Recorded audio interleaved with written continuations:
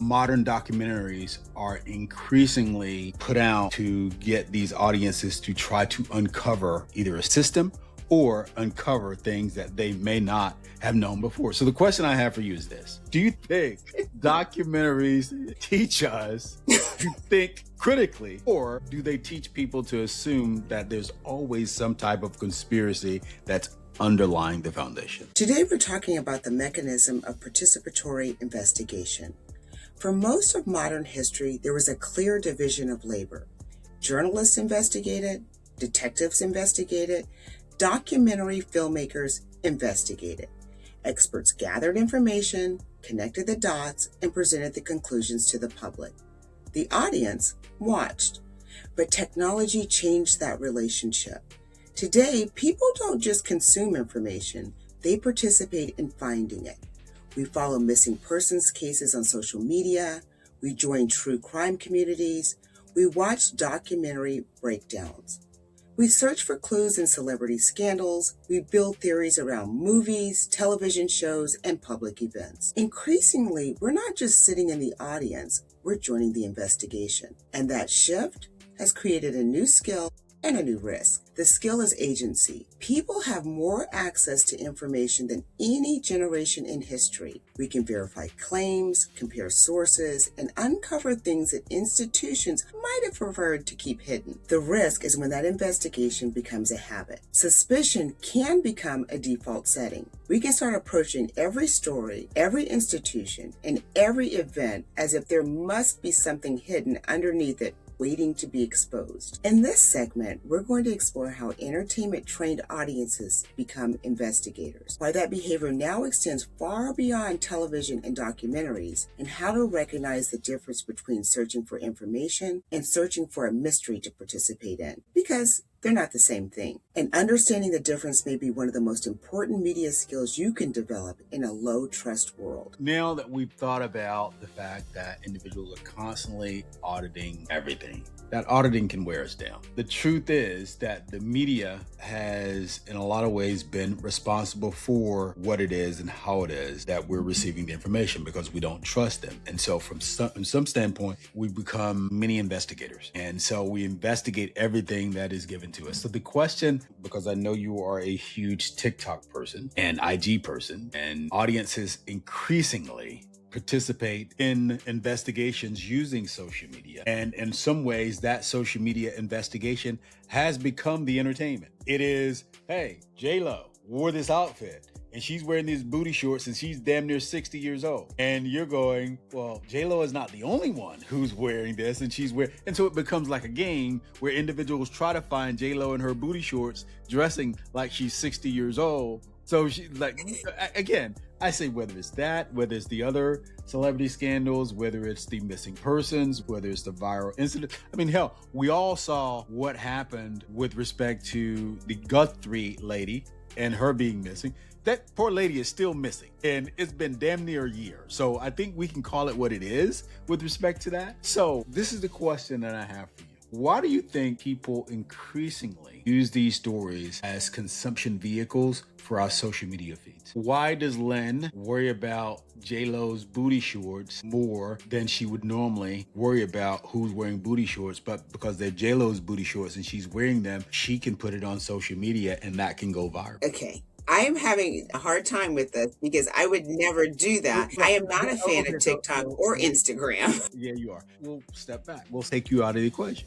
Do you believe that people are increasingly using stuff like J-Lo's booty shorts to help drive their TikTok views as opposed to talking about real shit? Well, because people have an appetite for that. And so if they are, like you say, the look at me culture or whatever you call them, that, and you want to get visibility, you're going to talk about things that resonate with the audience. And so for TikTok, that's a short form, like 30 seconds or so. And if you can grab the audience's attention by saying something controversial or posting something controversial so people can click on it, of course you're going to do that. I think it's more about that. One of the things that you talked about that I thought was interesting was the missing persons. So we are obsessed, collective we, I am obsessed with true crime. And there are these true crime junkies out there that have actually made some differences, positive differences in cold cases. Some of them not so much. But in cold cases, having more people that have different types of resources, time, whatever, to go out and use social media to get information is actually been proven to be very helpful. But I do think that for celebrity things or just putting shock stuff out, it's just really to get that algorithm so that they can get the eyes on their TikTok page or whatever it is. Okay. So that leads us to individuals becoming investigative reporters or the documentary stuff. We talked about Nancy Guthrie. Obviously, in the early 90s, around this time of the year, we had the OJ shit show happen. The reason I know this is because I was living in Maryland at the time and I'd fallen asleep on this beautiful plush black sofa that I had. They just say beautiful plush black woman. The television was on in the background and I woke up and it was the middle of the playoffs, the basketball playoffs. And I just saw this white Bronco driving down the 405. And it was OJ and Al Collins. And I know it was the first week of June that happened. And so when I was in LA a couple of weeks ago, I did what most people that are visiting LA that are of that generation wanted to do. You wanted to go by the place. Literally, no one does that. Like, no one does that.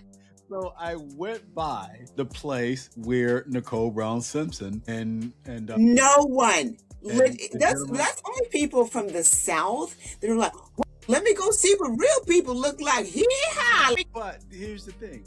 If you go to the place that she lived, it is no longer the address. They changed the address because you had so many people like me decide that they wanted to drive by. Hicks. Like, nobody does that. Well, there's obviously a lot of people doing it because they had to change. No, there's not a lot of people doing it. Only people from wherever you're from in Georgia that don't have any social anything Anyway, would go to California to go to Nicole Brown Simpson's resting place. Like, what? I did not go to California to do that. Well, I know, but you were there. There's so many different things that you can do in Santa Monica. But you decided you wanted to go to Brentwood and look at that. That's just... There's some. You know what? I also wanted to go where the Charles Manson murders were happening, but I didn't, Dude, you need to go to California more often because if those are your highlights, wow. No, they weren't highlights. I'm just telling you what I was doing with respect to the documentary culture that we find ourselves in. You are a sad individual. We do this podcast, and one of the most successful areas of podcasts would be these documentaries and these murder mysteries that are told on these podcasts. And so whether it's true crime in this particular case, or whether it's the corporate scandals with respect to Enron, or if it's the steroid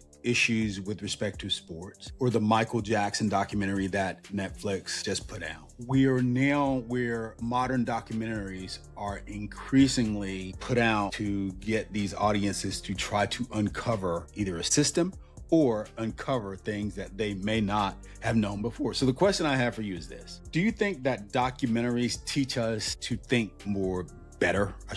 critically? More better. Yes. Do you think? Yes, Johnny. I think it teaches us to speak more better English. Do you think documentaries teach us to think critically, or do they teach people to assume that there's always some type of conspiracy that's underlying the foundation? But there is a conspiracy. There's usually a conspiracy. In the past, we just didn't have access to uncovering unless you got an encyclopedia from the 1950s. Like, you just didn't have access to it. I think all of these things were always going on. Now we have technology that allows us to do real-time investigation. We're curious people because all of that stuff was either gate-kept by the media or by some institution, and now we have access to it so that we can make our own informed decisions real-time. And I think that's exciting to people. It's liberating to a lot of people, and it allows us to have agency in our own lives. I think that we think about how it is and why it is we consume so much of this stuff. As we want to believe, or we can say no matter how sucky our lives are, at least we weren't OJ, or we didn't. No, I Or don't think a lot of people are no, let me comparing finish. Let me finish. themselves Let me like finish. that. Like they Let me just don't. I let don't me. know how you live, where you always are looking to compare yourself. At least I'm not this, but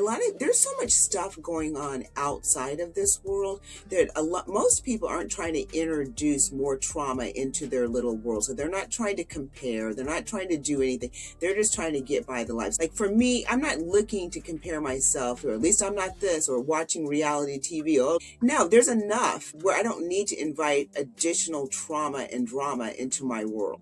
I'll walk back what I just said. Thank you for that. And that will probably be one of the only times in this year that I will concede that you have a valid point there. So that leads us to the final receipt for edutainment. You are a huge Marvel fan, right? Did you say waffle? Marvel. I know you like waffles. Oh yeah, I was like, I do love waffles. Marvel. Yes, I'm a huge Marvel fan. Yes. So what are Marvel theory communities? What are what? Marvel theory communities. You know what? I don't really participate in those because I have my brother and my son. And I just will ask them a question. That's why the little one hates to go to the movie theater with me. Now, what happened? How does this tie to this one? Who's this person? He's like, shut it.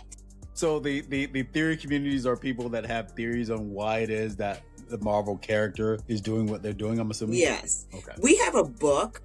I don't care if you think I'm a nerd, because I kind of am. We have a Marvel book, and so sometimes I will go back and I will look at the correlation or the tie-ins between the two characters and say, oh, okay, they were in this, and this is the rival. But I do ask the little one and my brother all the time, like, okay, so why does Spider-Man and the Punisher not like each other? Like, what is it? And it's because that crossover thing, and they'll explain it to me. But I believe that, of course, there would be theory communities because it's a huge universe. It's a huge community, and it's fun. Yeah, when you think about those communities, I think COVID in a lot of ways was very good for stuff like this because we came together as a collective to either watch certain things or have certain experiences.